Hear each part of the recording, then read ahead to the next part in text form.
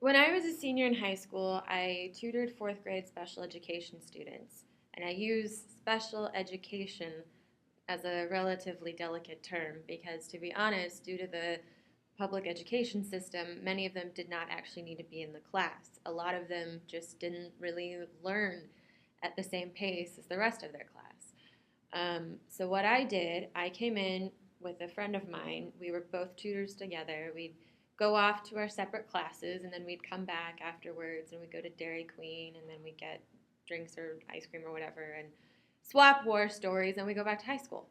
But she taught with regular students, and I worked with my special education group. Um, I came in during reading and writing, and then there were usually about 20 of them. And then I stayed through math, and there were usually about 6 of them.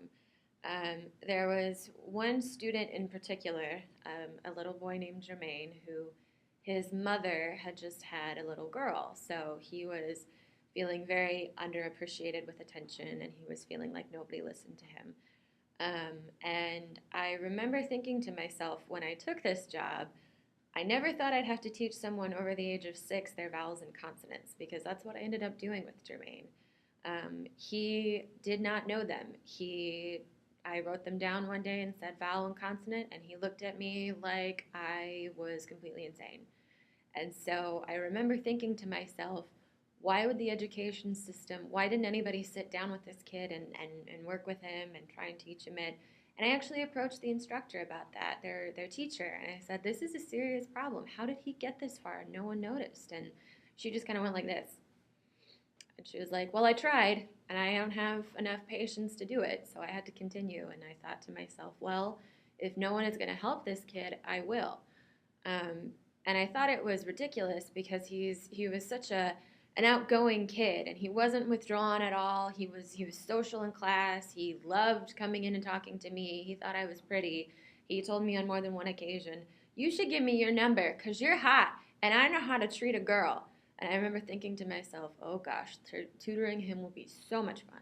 So what I did one day, after talking with every and anybody who had opinions about this, was I took him with special permission from their teacher. I walked him down to the computer lab.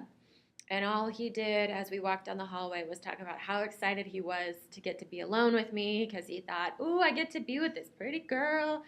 And I kind of humored him and was like, yeah, yeah, okay. But I brought up old clips of Sesame Street and of the Electric Company and of Schoolhouse Rock. And I showed him these. And I had a little whiteboard. And I wrote out vowel, and then I wrote A-E-I-O-U next to it. And then I wrote out the consonants. And we kind of went through these really basic steps together.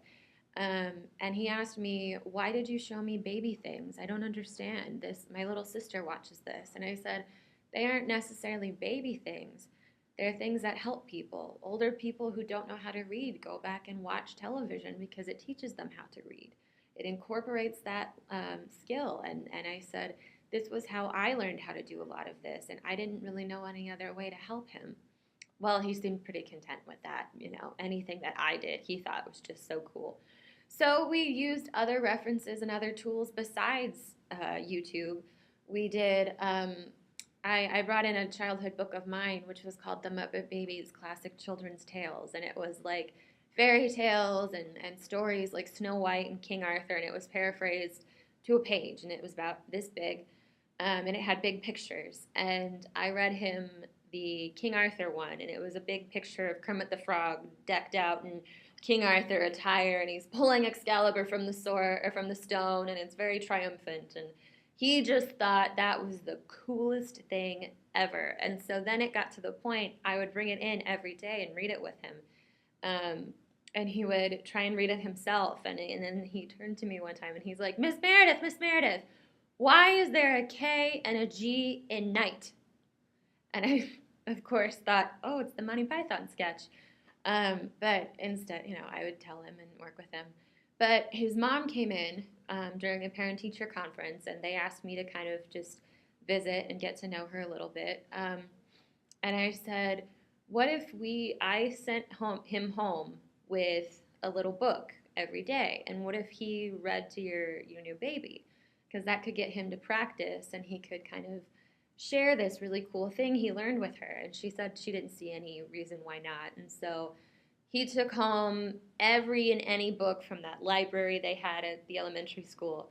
Um, and I let him take home my old book. And she came up to me and she said, I think my new baby daughter probably knows more about King Arthur than any newborn baby ever would. I took that as quite a compliment because I thought that was a wonderful thing for him to connect with. And at the end of the semester, he was at the grade level with everybody else. He could do vowels and consonants. I got him to work with math, which is amazing because there's a reason why I'm an English major, and it is not good math. I am not good with math. Never good with math. He on their final class meeting, he actually told me he is moving to New York City. And so he came up to me and he showed me a kid's book his mom bought him about the New York Public Library. And he told me he is going to this floor, this floor, this floor, this all these bookshelves. He's going to find every book about King Arthur he can. And I thought, that is great, because why not? And I remember thinking I oftentimes kind of think to myself, like, what if I have the next little Arthurian legend scholar sitting in front of me and I molded his mind? And I thought, wow, I did something right in that job. Conclusion.